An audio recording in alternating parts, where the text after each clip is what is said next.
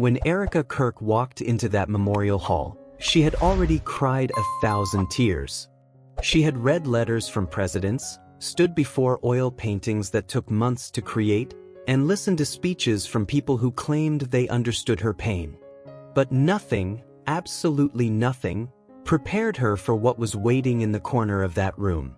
A piece of crumpled construction paper, 6 crayons, and the words of a little girl who had never even met her husband. Because what that 6-year-old drew wasn't just a picture.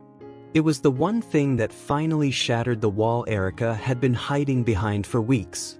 And when she saw it, when she read those simple words scribbled in purple crayon, she didn't just cry. She collapsed. Right there on the floor. In front of everyone. What could a child possibly create that professional artists, world leaders, and millions of strangers couldn't?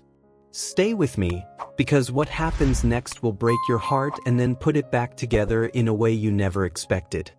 It had been 3 weeks since September 22, 2025. 3 weeks since the day Erika's world stopped. The day her husband, Charlie Kirk, was taken from her in a senseless tragedy that shocked the entire nation. One moment he was there, vibrant and full of life. The next he was gone. Just like that. No warning. No goodbye. Just gone.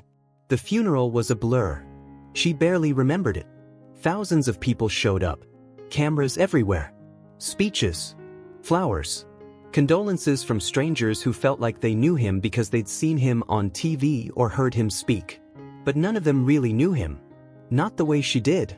Not the man who left his coffee mug on the counter every single morning. Not the man who hummed off-key in the shower. Not the man who kissed her forehead and whispered, "Love you, Rick," before walking out the door for the last time. The house felt wrong now. Too quiet. Too empty. His jacket still hung on the chair. She couldn't bring herself to move it. At night, the silence swallowed her whole. During the day, she wore a mask. Smiled for the cameras. Stayed strong for the speeches. Composed during every interview. Everyone kept telling her how brave she was. How strong. But she didn't feel brave. She felt like she was drowning and no one could see it. Then the invitation came. A local community had organized a memorial exhibit. Thousands of tributes from people all over the country. Art, letters, videos, personal stories. They wanted her to come. To see how much Charlie meant to people. Her mother thought it might help. "Maybe seeing his impact will bring you peace," she said gently. Erika wasn't sure. But she agreed anyway. Maybe, just maybe, it would make the crushing weight in her chest feel a little lighter. The morning of the visit, she stood in front of the mirror, putting on her armor. Careful makeup to hide the sleepless nights. A composed outfit. A practiced smile. Her mother's words echoed in her mind, "You don't have to be strong for everyone, sweetheart." But Erika shook her head. "Yes, I do. They need to see I'm okay." Even if she wasn't. Even if she was one breath away from falling apart. She took a deep breath before walking through those doors. She could do this. She had to. But what waited inside would test every ounce of strength she had left. And honestly, if you're watching this and you've ever lost someone you love, you need to hear what happened next. Drop a like if you're still with me, because this story is about to take a turn that no one saw coming. The moment Erika stepped inside, the sheer scale of it hit her like a wave. Wall to wall. Floor to ceiling. Thousands of tributes. Photos. Paintings. Letters pressed against glass. Flowers. Candles. The air was thick with grief that wasn't just hers anymore. It belonged to everyone. A curator guided her through gently. "Mrs. Kirk, we've organized everything by category. Take your time." Erika nodded, barely hearing her. It felt like walking through a museum of her own heartbreak. The first stop was the letters. Hundreds of them, maybe thousands, preserved in glass cases. From senators. From veterans. From teenagers who said Charlie's words changed their lives. One letter, written by a man who'd served overseas, said Charlie's message had pulled him back from the edge when he'd lost all hope. Erika's fingers touched the glass. "He would have loved this," she whispered. But it didn't bring him back. Then came the artwork. A massive oil painting stood in the center of the room. Photorealistic. Every detail of Charlie's face captured perfectly. The artist had spent over 200 hours on it. Technically flawless. Erika stared at it for a long time. "It looks just like him," she said quietly. But something was missing. It was his face, sure, but not his soul. Not the sparkle in his eyes when he laughed. Not the warmth she felt when he looked at her. She moved on, her hand trembling. Next, a video screen played on loop. Compilation after compilation. People sharing their stories. A teacher who said Charlie inspired her to never give up on her students. A teenager who credited Charlie's advice for pulling him out of depression. A single mother whose family was saved by one of Charlie's programs. Erika watched, tears forming but not falling. He had touched so many lives. Changed so many futures. But the question that haunted her whispered in the back of her mind, "How do I carry all of this alone?" Then the memorabilia display. Someone had recreated Charlie's office desk. His favorite books. Quotes he lived by. And there, sitting in the center, was a replica of his coffee mug. The same one he used every single morning. Erika's breath caught in her throat. She could see him so clearly, leaning against the counter. Coffee in one hand. Kissing her goodbye. "Love you, Rick. Be back for dinner." He never came back. She had to step away. Hand over her mouth. Eyes burning. She couldn't break. Not here. Not in front of everyone. The curator's voice was soft. "Mrs. Kirk, there's one more section. The children's wing." Erika hesitated. She wasn't sure she could take any more. But the curator added gently, "The children really wanted you to see." Erika nodded. One more section. She could do this. She could be strong for just a little longer. But as she walked toward that final hall, she had no idea that everything was about to change. Because what waited in that corner, tucked between dozens of other tributes, was something that would finally break through the walls she'd built around her heart. Stay with me. You need to see this. Comment below if you've ever experienced grief like this. Sometimes just knowing you're not alone makes all the difference. The children's section felt different immediately. Less formal. More colorful. The walls were covered with drawings taped up at uneven angles. Crayon. Marker. Messy handwriting. Stick figures with oversized smiles. Misspelled words that somehow carried more weight than perfect grammar ever could. From the mouths of babes, the curator whispered.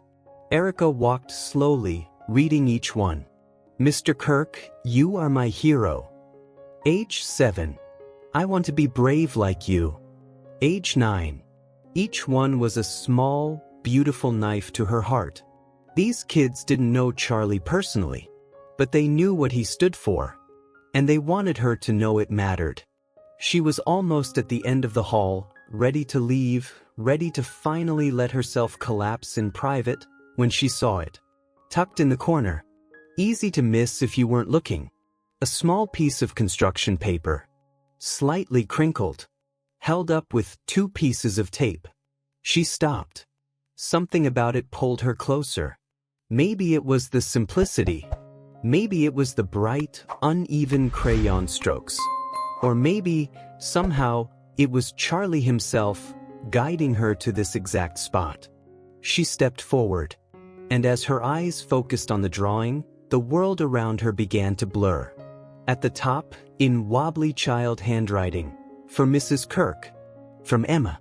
Age 6. The drawing itself was so simple it almost hurt. 3 stick figures. One tall one with a big smile and arms stretched wide, Charlie. One small one holding his hand, Emma. And on the other side, another figure, Erika. There was a sun in the corner. Grass at the bottom. Little hearts floating around the figures like they were lighter than air. But it was the speech bubble coming from Charlie's stick figure that destroyed her. Written in purple crayon, in the shaky handwriting of a first grader, Don't be sad. I'm always with you. Erika's hand slowly rose to her mouth. Her vision blurred. The tears she had been holding back for 3 solid weeks, through speeches, through condolences, through cameras and questions and 1,000 well-meaning strangers, they all came crashing forward at once. This drawing, this simple, innocent, crayon-drawn picture from a 6-year-old who had never even met Charlie. It wasn't perfect. It wasn't professional. But it was real. It was pure. It was exactly what she needed to hear, delivered by the most unlikely messenger imaginable. Don't be sad. I'm always with you. She could hear his voice in those words. Not literally, but in her heart, in her soul. The way he would have said it. Gentle. Loving. Absolutely certain. Her knees buckled. The curator reached out. Mrs. Kirk. But it was too late. Erika sank to the floor, right there in the middle of the memorial hall, clutching that piece of construction paper like it was the only thing keeping her tethered to the earth. And she broke. Deep, shaking sobs that came from a place she didn't even know existed. The kind of crying that can't be contained, can't be controlled, can't be performed away. I miss him, she gasped between breaths, her voice cracking. I miss him so much. People nearby froze. Security didn't know what to do.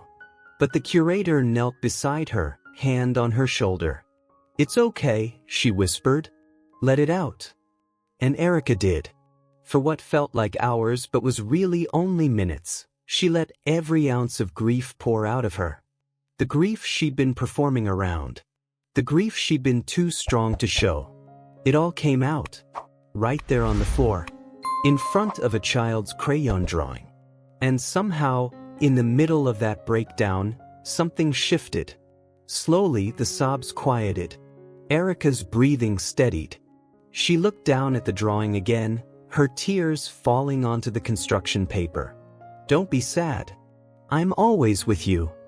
A 6-year-old had given her what no one else could. Not politicians. Not famous friends.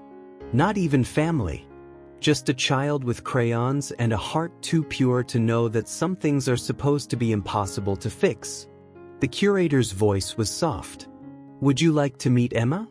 Erika looked up, her face streaked with tears, mascara running, and for the first time in weeks, she wasn't trying to hide it. She's here. Her mother brought her. She was hoping you'd want to say thank you. Erika wiped her face with the back of her hand. Just, please. I need to meet her. What happened next? You won't believe it. Make sure you're subscribed because this moment is about to become something so much bigger than anyone expected. Emma was small for 6. Brown hair in pigtails. Shy smile. She stood next to her mother, holding her hand tightly, eyes wide as she watched Erika approach. Erika knelt down, just like Charlie used to do with kids, getting to their level. Emma? Her voice was soft, still shaky. The little girl nodded. Erika held up the drawing, her hands trembling. Did you make this for me? Emma nodded again, then quietly said, My mommy told me you were really sad. I wanted to help. Erika's eyes filled with tears all over again. You did help, sweetheart. More than you'll ever know. Emma stepped forward and without hesitation wrapped her tiny arms around Erika's neck. And then in the smallest, sweetest voice, she whispered, It's okay to be sad. But he's watching you. From the stars. Erika held this child she'd never met and felt something she hadn't felt since September 22nd. Not relief. Not closure. But comfort. Real, genuine comfort. The kind that can only come from the purest heart. Someone nearby had captured the moment on camera. Erika kneeling. Emma hugging her. Both of them crying. The drawing held between them. It wasn't staged. It wasn't posed. It was just raw, honest humanity. That photo would change everything. By that night, the image had spread across social media. The caption read, 6-year-old's drawing brings Charlie Kirk's widow to tears. Within hours, it had 100,000 shares. By morning, over 5 million. The comments poured in like a flood. This is the most beautiful thing I've ever seen. Children see the world with their hearts. This is how we should all remember him. But it didn't stop there. Something incredible happened. A movement began. Parents all over the country saw Emma's simple act of kindness and were inspired. Children started sending their own drawings. Not just about Charlie, about their own losses. Grandparents who passed away. Friends they missed.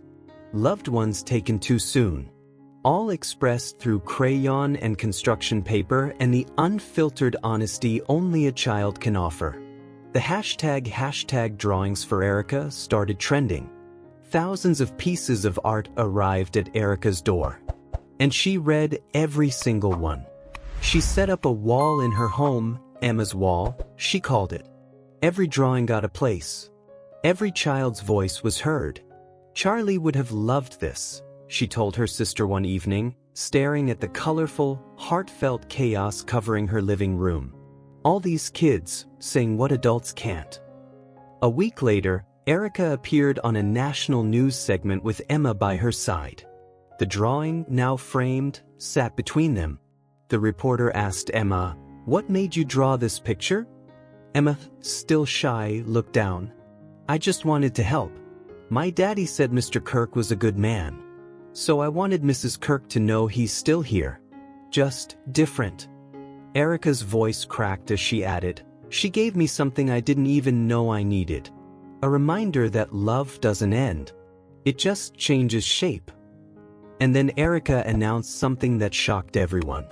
She was launching a new program, Emma's Art of Healing, a foundation that would give art supplies to children dealing with grief, encouraging them to draw their feelings when words failed them.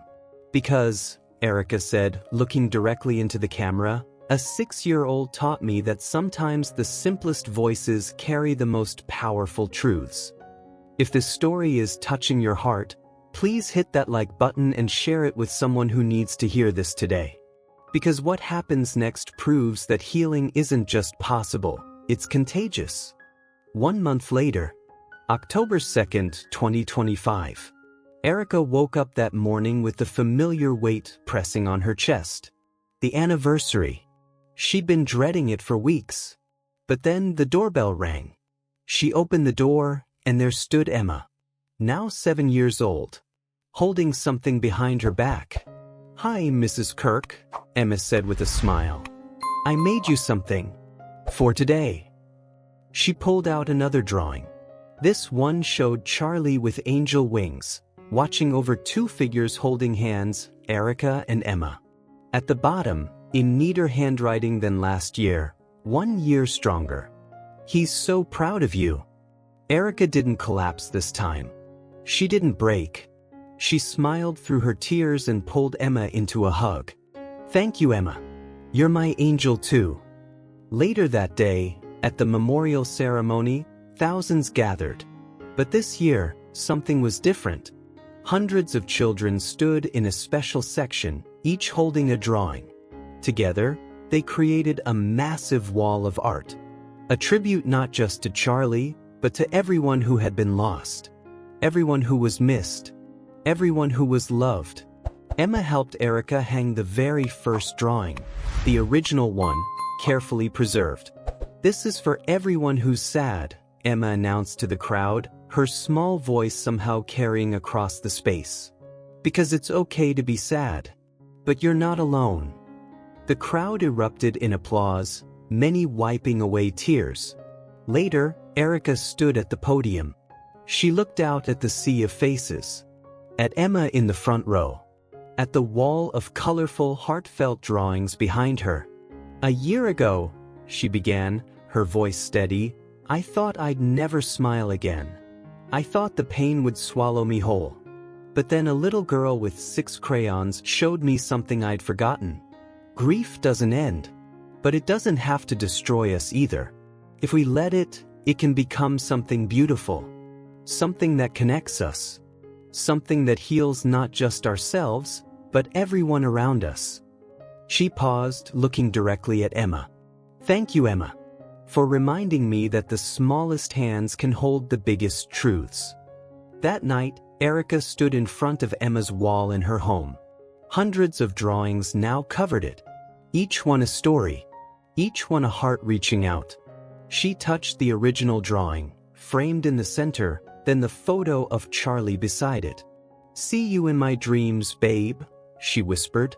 And as she walked away, the camera stayed on that drawing, on those simple words written in purple crayon. Don't be sad. I'm always with you. Because sometimes the most powerful healing doesn't come from experts or professionals or even time itself. Sometimes it comes from a 6-year-old with a crayon who simply wanted to help. If this story moved you, please share it. Leave a comment telling us about someone you've lost and how you're keeping their memory alive. And subscribe, because stories like this, stories about real human connection, real healing, real hope, they matter. Now more than ever. The drawing that broke Erika became the drawing that saved her. And in saving her, it saved thousands of others too. This is the power of innocence, the power of love, and the power of never giving up, even when the world feels impossibly dark. Emma's art of healing has now helped over 15,000 children process grief through art. Erika and Emma remain best friends. Sometimes the smallest gesture creates the biggest impact.